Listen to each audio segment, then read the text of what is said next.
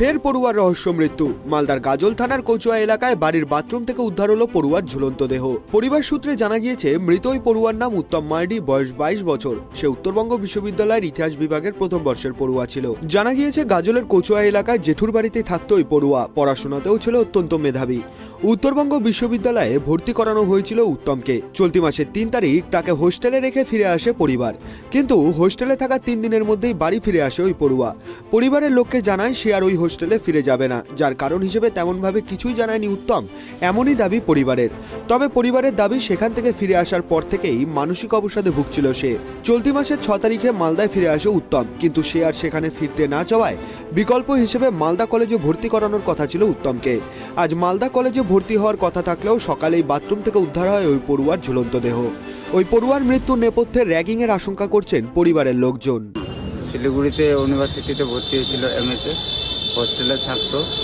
3 দিন হোস্টেলে থাকার পরে আসলো। পরশুদিন এসে বাড়িতে বলে, আমি আর ওই হোস্টেলে থাকবো না, আমার একদম ভালো লাগছে না, অশান্তিতে ভুগছি, খুব ডিপ্রেশন। আর তার ব্রেন কাজ করছিল না।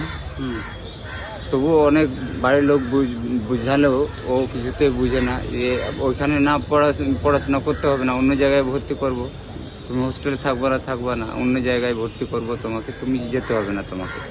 অনেক বাড়ির লোক বোঝানোর পরেও 2 দিন গাইড করলো, খুব ওর সঙ্গে থাকলো, মা বাবাও ছিল, বোন ছিল।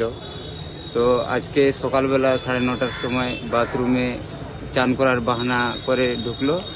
ও ক্ষণিকের মধ্যেই গামছা দিয়ে ও হ্যাঙ্গিং করে মারা যায়। সেটা তো আমি বুঝতে পারছি না, মানে কেউ তো এরকম বলছিল আর কি, মানে দাদারা রাখছে অনেকক্ষণ, 12টা-1টা থাকতে হচ্ছে, তারপরে ছেড়ে দিচ্ছে এরকম। তো ওখানে কিসের জন্য ডাকছে, কি ডাকছে ওটা বলেনি?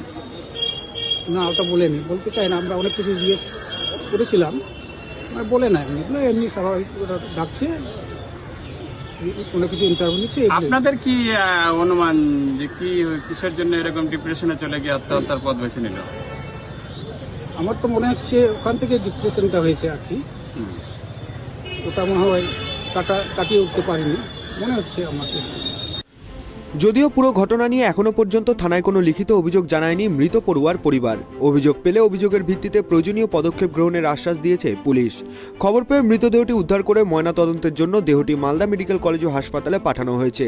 ঘটনায় শোকের ছায়া নেমে এসেছে মৃতের পরিবার সহ এলাকা জুড়ে। মালদা থেকে রুহুল আমিনের রিপোর্ট, ট্রাইব টিভি।